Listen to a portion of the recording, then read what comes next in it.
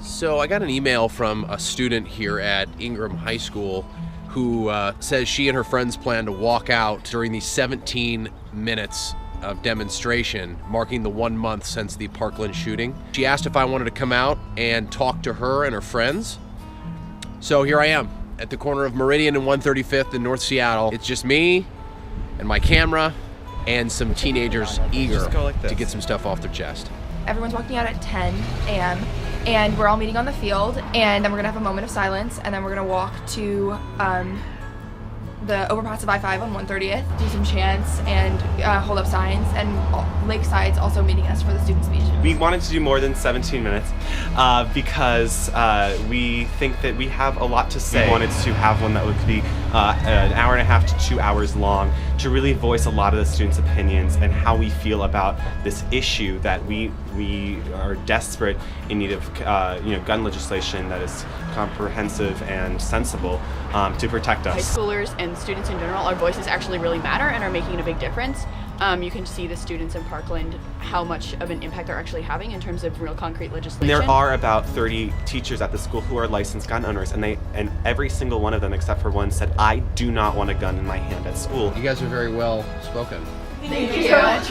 Our generation just has a lot of advantages that previous generations haven't, such as technology, social media. We have the ability to get the communication across, and we have the ability to mass organize. Some of us are in contact with people across the United States. We're actually in a group conversation on an app communicating with people in different states. What was class like that day when the shooting happened in Parkland? It's not that it's like a new idea, because I think that's true for most high school students and most students in general, that we've thought about that. We've thought logically what we would do if there was a shooting.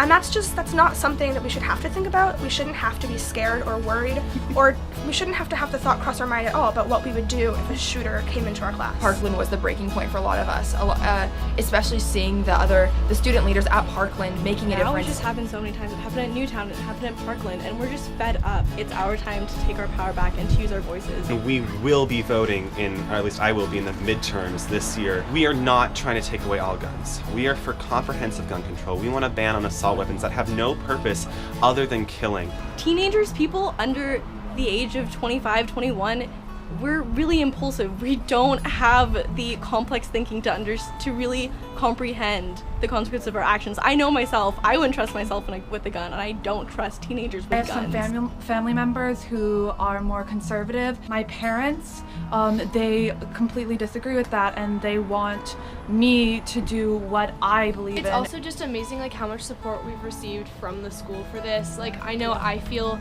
okay walking out, and I know that my teachers will be willing to let me make up work if I need to. It's something that we feel passionately about. We're getting students to become civically engaged and really understand why it's so important to vote and speak your mind, and that's why we're doing this walkout. It is time, because right now people are valuing their seats in Congress, their seats in the Senate, their seats in their state Senate more than our lives, and that is unacceptable. We're here to stay. We're here to vote. Yeah.